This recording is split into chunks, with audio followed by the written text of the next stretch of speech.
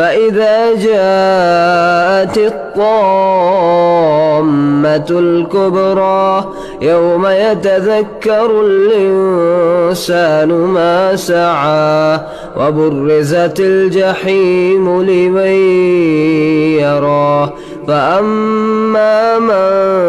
طغى وآثر الحياة الدنيا فإن الجحيم هي المأوى وأما من خاف مقام ربه ونهى النفس عن الهوى فإن الجنة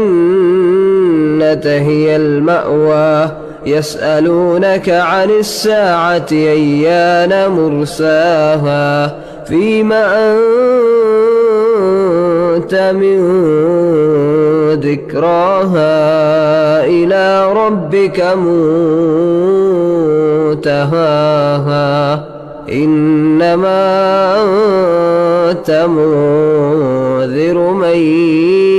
يخشاها كأنهم يوم يرونها لم يلبثوا إلا عشية أو ضحاها.